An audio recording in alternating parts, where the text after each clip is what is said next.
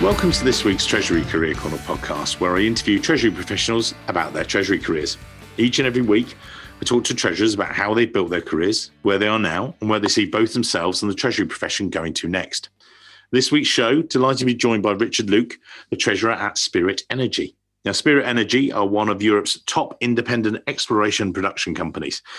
As always, I'll get Richard to explain a bit more, but they're oil and gas within Europe, coming off 46 million barrels of oil.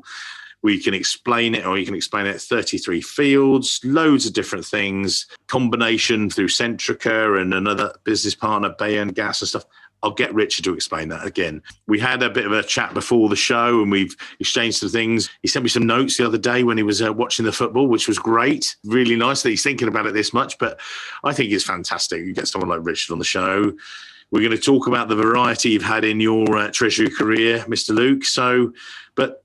As we do every week, and we'll get to, other things about Treasury and stuff, let's start off by taking you back to the dim, distant past and we brush off your brain cells post-university, although you did do a banking finance degree. So that was a good start, and how you discovered the wonderful world of Treasury. So, sir, over to you.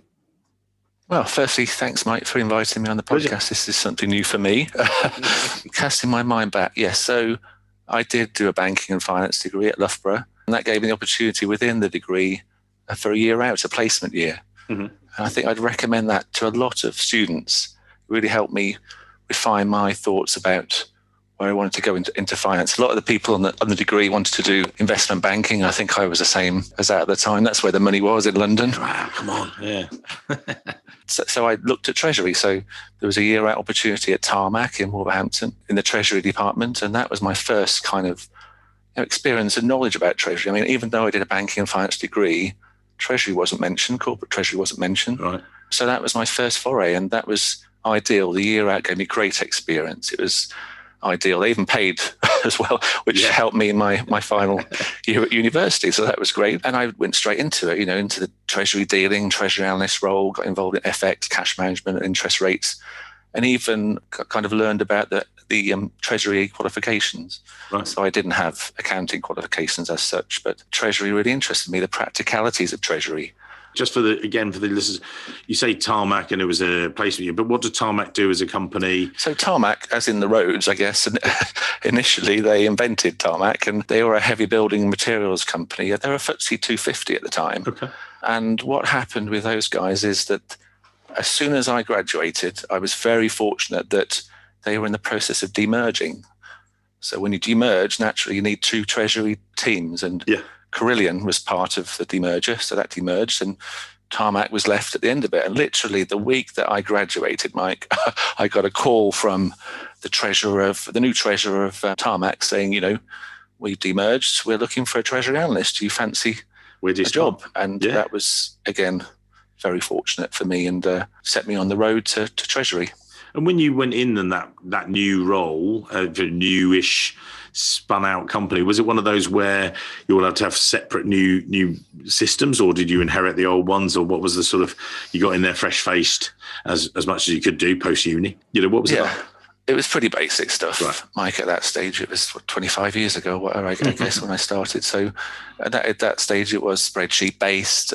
Lots of the stuff was pretty manual, didn't have a TMS from what I can recall in my memory. So it was, spreadsheets, a lot of analysis, kind of essentially putting me at the forefront. So I was dealing with the bank straight away from day one, which again was a kind of a function of the fact I'd had a year out. They knew me, they trusted me, I could get on with stuff without being kind of overseen to a large extent. So that was that. And it didn't, and eventually, unfortunately, the theme of my career, Mike, and I think a lot of Treasury careers, is that Treasury is the first thing to disappear when a company gets taken over.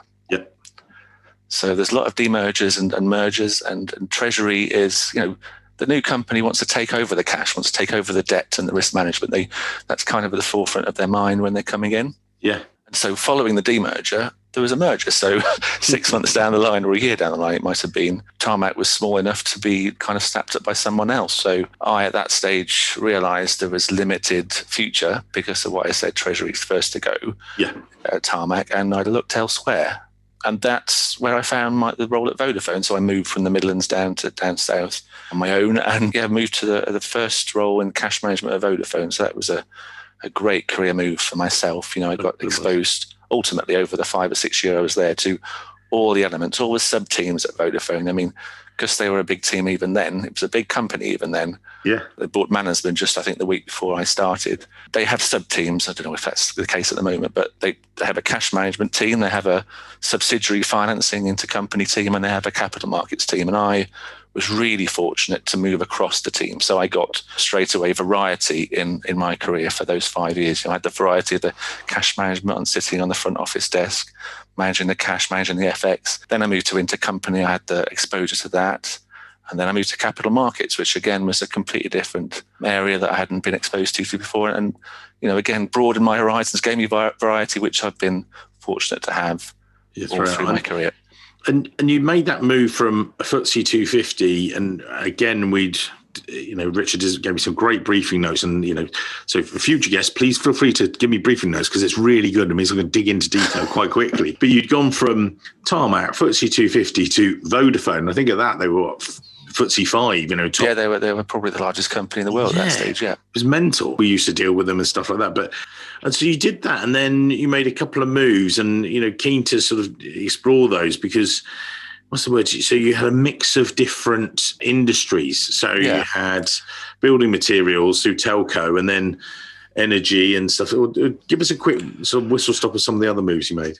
The benefit of Treasury, I think, is that it can apply to different sectors. It's not so industry specific, so you can get experience in different sectors. And like you say, telcos, pharmaceuticals for a long time. I'll come on to that. Some of the heavy industries, heavy building materials, and now energy sector. And it doesn't really matter to an extent. There are specifics in some of these industries, specific financing arrangements you can get where I am now and in different industries. But generally, as long as you understand the supply chain of a company, you can adapt. You get as it. You go. Yeah. So I went from telco to British Plasterboard in Slough. Unfortunately, with the theme of my career, they got taken over by a French company. So that was very short-lived, but it was a great team. I went from obviously Vodafone, which is kind of set of sub-teams, to British Plasterboard, there was 3 of us at the time. There you go, Treasury. This is you're now responsible for the whole thing, or not me directly, but within the team, we were responsible for the whole thing. And plasterboard was completely different. Commodities, we didn't necessarily have commodity trading at Vodafone, but I learned that to make plasterboard, you need to crush gypsum. Yeah. And to crush gypsum, you need a lot of gas. Gas was one of the commodities they were exposed to. And so they did gas hedging. And so I took a bit of an interest in that. And also, when we were taken over by the French company, there was the implication that we had to unwind a lot of the things we've done the company had done over the last 10 years or so. And that's another kind of variation in my career, that I've been in companies that buy companies, and I've been in companies that are being sold. Yeah. And there where we're being sold, it was a bit demotivational when you've kind of built up a interest rate swap portfolio like 6 months before, and then you're told, okay, we don't want that anymore. You're going to. Luckily, it was in the money, but obviously that was just fortunate. But I had to unwind the whole thing that I put in place when I got into the company, when I started that company. So that was a bit of a shame, but another learning. You learn how to unwind swaps when previously you'd only learned to put swaps on. It's all different stuff. So moving from there, BG, I had to find another job for a while. So I did a temporary role at BG, which was great. Again, exposure to back office functions. So I hadn't really been involved in back office until that point.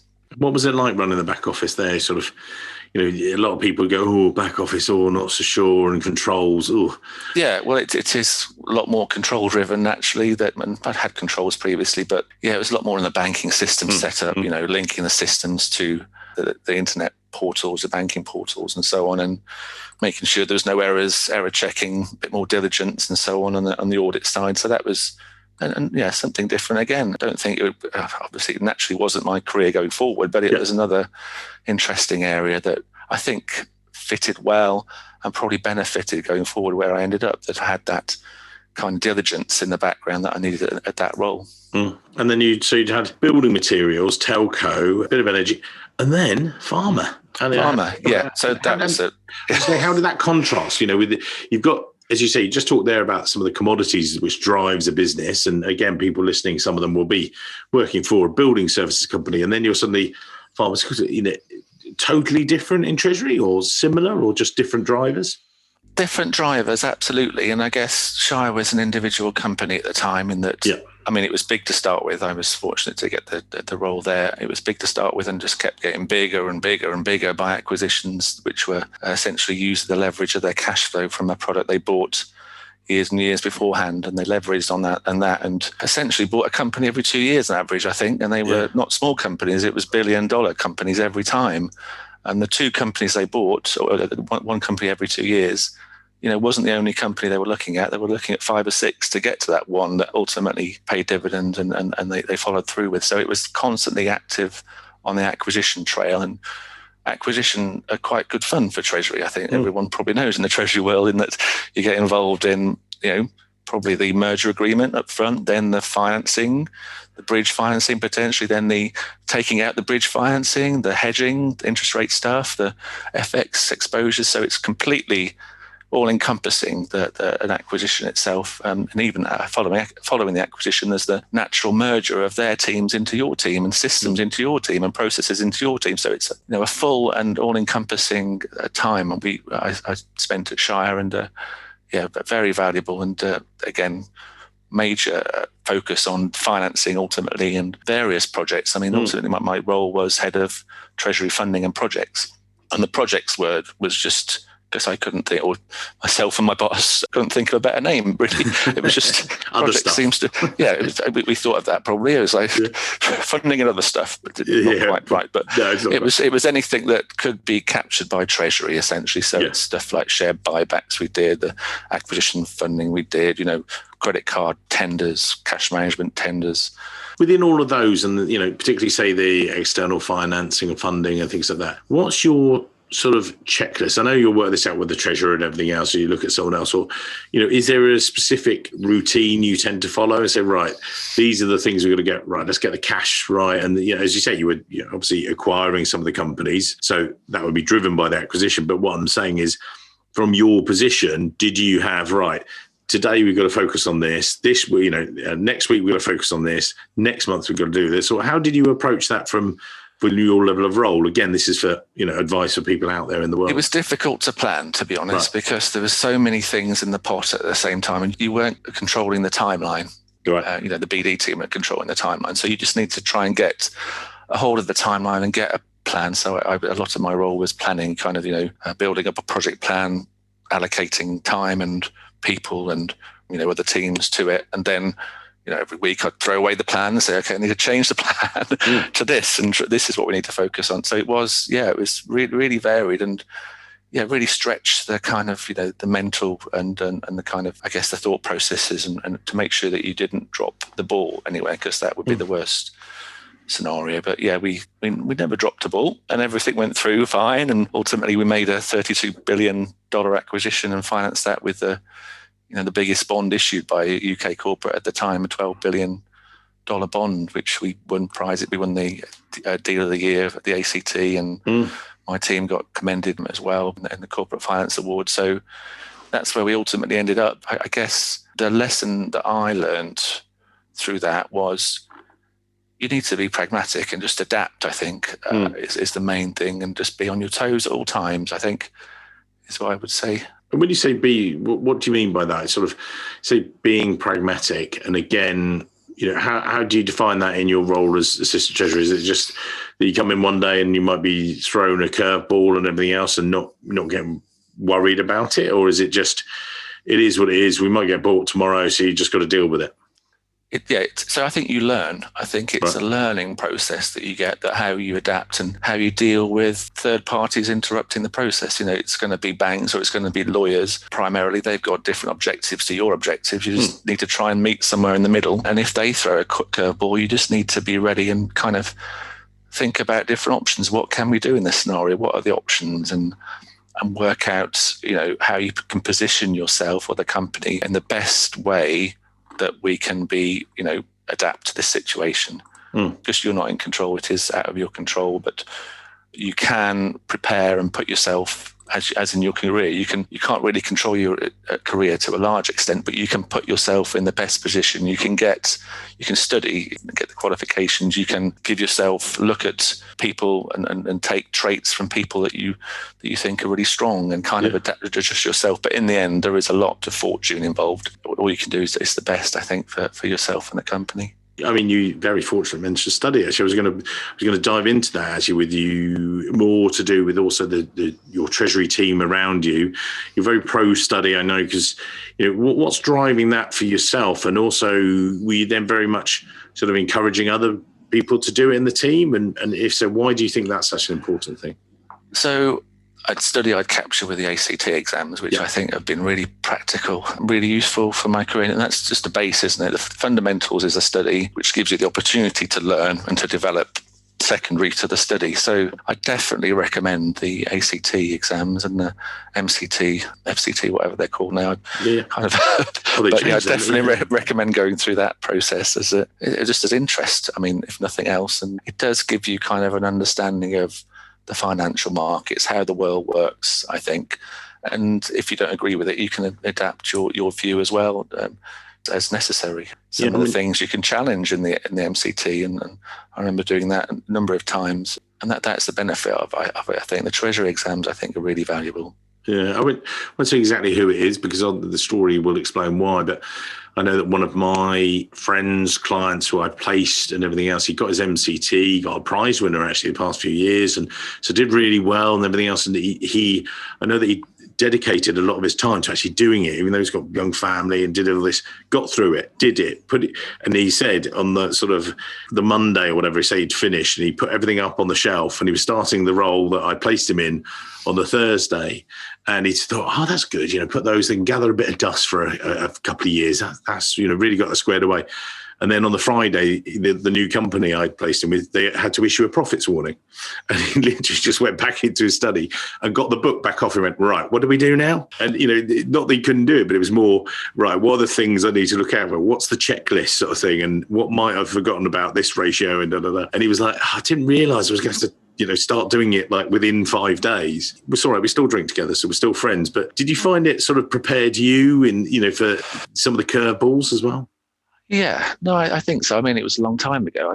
Like I said, I started way back when I was at Tarmac, so I think I passed it in the early 2000s. So it was a long time ago. Yeah, absolutely. It does trigger things in your mind, and even, I don't know, the website and stuff, the Treasury's website, just some of those things on there do help you trigger thoughts in your mind and link things together. So yeah, I think that's a really good resource there.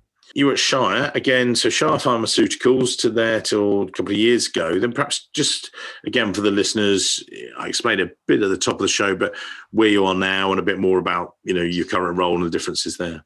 Shire was one of the companies that, I think the day one when I started at Shire, 15 years ago, whenever it was, there was rumours they were going to be acquired. Mike, I was like, oh my God, I'm rocking jumping frying pan into the fire and stuff. Yeah. And that, we weren't taken over on day one. We were taken over in year 13. So somehow or other, it took 13 years for the company to be taken over, but they were taken over by a Japanese company a couple of years ago. Yeah. And within that, kind of, it became clear that probably just before that the Treasury team, they wanted to move to Ireland. And I wasn't really up for moving to Ireland with a young family. So I said, thank you very much. I've done my time. I'll leave you to it, and left Shire. Then to look elsewhere. That stage, the natural progression for me was head of Treasury, group treasurer role. And this role at Spirit came up when I was at Shire. But so I applied for the role there, and it's just like you mentioned, it's essentially a merger of Centrica's E&P business with Bayerngas's company, and that was in 2017. And we kind of merged those two companies. And the thinking at the time when I got the role was potentially IPO, potentially sale. We didn't know what was going to happen. So I was brought in, I think, with the view to get involved in the financing of the IPO. That kind of fell away a bit with gas prices. Gas prices fell considerably and oil prices fell considerably. And I guess the thought of selling a company, IPOing the company, I guess, wasn't a good idea at that point in time. So Centrica and the other shareholders held off, and they've held off for the last couple of years while I've been there. that's given me the opportunity, rather than the financing, to move on to other things, to build the team, to build the people, processes and systems, looking after the FX, cash management, everything in Treasury. And over the last couple of years, was probably not quite 2 years, but more or less 2 years, we've implemented a Treasury system. We've really streamlined the processes. We've got the proper qualified team in place, really good people, really strong team, really happy with that. Again, very fortunate somewhere along the line, but we've implemented a TMS, which has meant we can cope with the fact that we are fewer people doing more stuff. And what's that been like, sort of bringing it in throughout the weirdest year of our lives, really? So we started in January, more or less, implementing Great timing. TMS. Brilliant. Let's hit that. I anticipated all this, obviously. Of course we did. We all did. And so whenever it was, we would just started, and essentially we hadn't really got to grips with the Treasury system until lockdown, really. And I thought, oh no, is this going to work? This implementing a Treasury system from scratch during lockdown. But in the end, it has. I mean, there's benefits to the fact that we are all at home. You don't necessarily need face-to-face interaction when you're implementing a TMS, as long as you've got Teams. I mean, that's been a godsend, for us to get it working, but didn't need face-to-face, literally people-to-people interaction.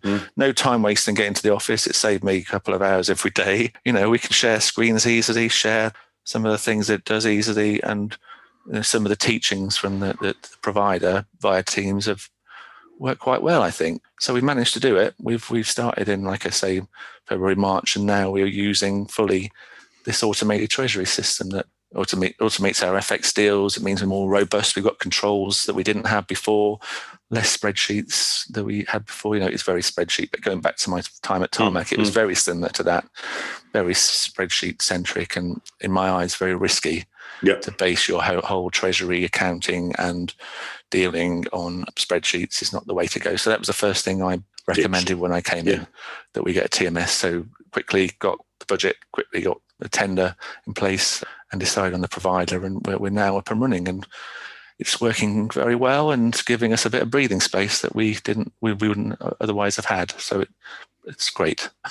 And what's that been like, literally team-wise? How have you? I was on an ACT panel recently, and someone said, how had I seen it change? And one person had mentioned before, which I don't think it was actually as valid as they said. They were like, well, everybody's Zoom window or Microsoft Teams window is exactly the same size, so they have as much FaceTime with the treasurer as their deputy treasurer. Well, that's not actually the case, because you're not having the same conversations. They're different conversations because you've got different levels of experience and different questions to ask. So I said, actually, it's less of that. I think there is a greater openness and lots more communication, which is great. But one of the other things is more junior staff. They're looking for advice, and they're looking right, there's no one there. Looking left, there's no one there, because they're working from home.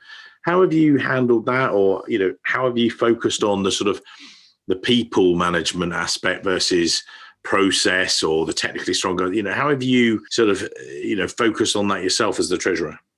Yeah, I think the team need to be comfortable they can get access to you at all times, I think, one way or the other. And the chat on Teams has been quite good. Richard, can you give me a call, or I need to speak to you, straight away I can recognise I need to have a chat. So that works well. I think it's good to we have a team catch up every week with my team, and then a broader one with a corporate finance team, which I think keeps you sane, that you're not just sitting in front of a computer all day, every day on your own. You've got some other people some other people are in the same predicament, I guess, is what you learn. So it does keep you sane, having that regular interaction.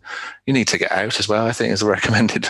Get outside. I don't know what it's going to be like with the weather through the winter, but you need a kind of a refresher. You can't be sitting at your desk all day on Zoom or team meetings and stuff. You need to have a break and get some human interaction, I think.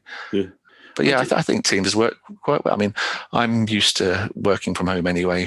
I did it a lot in my recent past, and doing 5 days a week wasn't a big stretch for me. Some of the team has found it a bit more difficult. But I mean, generally the consensus, I think, is that for Treasury, it works quite well. I mean, I can't really imagine nowadays why you would need a Treasury in the centre of London and require people to come in every day, or even hardly at all. I think there was a big benefit for Treasury teams moving out of London I mean, at Shire, we were in Basingstoke. I mean, we got some great people in Basingstoke, a really strong team. And I think that was a function of the fact we weren't in the centre of London. We didn't have to keep moving people around. People weren't leaving and then new people arriving. We had a steady, really strong people, the best Treasury people that were in the local area. And I think that should be a thing that Treasury teams should think of. More flexibility in location. Cheaper. It's cheaper out here, Mike. Yeah. Well, just going back into the people aspect there, did you find there was less competition? You talked there about maybe less competition to take people away. If you're in London, there's 5 other treasuries looking for someone a similar level, trying to put it, but in Basingstoke, there's not. Is that right? That's pretty much it. We got stability for that reason. And I suppose we were in the fortunate position, we were a large growing corporate with a really varied treasury team, and I think a lot of people were interested in working at Shire. So we probably got the best of that you can get in the Hampshire and Berkshire area potentially. So I guess maybe not the same for a smaller treasury, but still there are a lot of skilled people on the M4 corridor or south and stuff that don't necessarily want to commute into London that work well for us. And I know it's closer to the banks, I guess, is the argument, but the banks a lot of them are working from home as well now. So you're not going to meet them. So something for, I think, treasuries to think about. And just not the sort of banking aspect, but more looking at perhaps the future then and the future development from there. How do you see it developing? We're talking, maybe treasury systems or the different things. Again, I sometimes talk to the CFOs are sort of pushing not the treasurer under the bus, but more the treasurer out in front of things to sort of say, look, can you look at this blockchain thing? Can you look at this different idea? What are the things that you're seeing that, treasuries are having to deal with, maybe that you didn't before, but this is the advice of people listening. Guys, listen to this, don't do this, or listen to this. This is something we're thinking about. What are you thinking?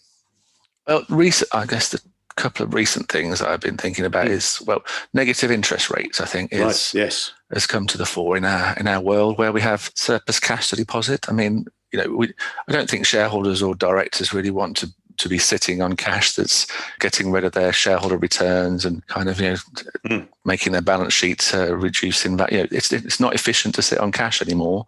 Borrowing is going to be cheap. So what are people going to do? Are they going to spend the money on CapEx? Are they comfortable enough to get rid of the cash, their security blanket that they had before, even though it's kind of costly to help hold cash? There's a bit of a thinking around that, I think. And the other thing from a specific to Spirit Energy's carbon trading, carbon credits. Yeah.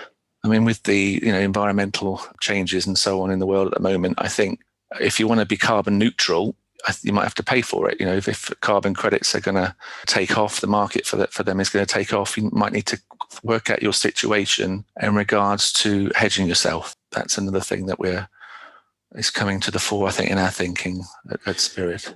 And just, I don't know if this is the right question, but where is that stuff coming from? What I mean by that is, carbon credits is coming at you, as you say. You brought in the treasury management system. Do you think it's just the evolution of treasury and that it's becoming more, closer to finance, or is it just much more that this is, the next evolution of treasury sort of thing? And you're probably right. Is that evolution? Well, we're a risk management, obviously, resource treasury, and it's anticipating what the risks are going to be. I think you have to look at the world around you and see where it's going. And that's, I think, what you need to do constantly. Look at where the risks to your company are and whether you're in the right place or not, whether you could manage them, whether it's costly to manage them, whether the senior directors are, comfortable with taking the risk, the board are comfortable with taking the risk. So, you do need to have a handle on. You're never going to anticipate everything, are you? I suspect we wouldn't anticipate a global pandemic, would we? So,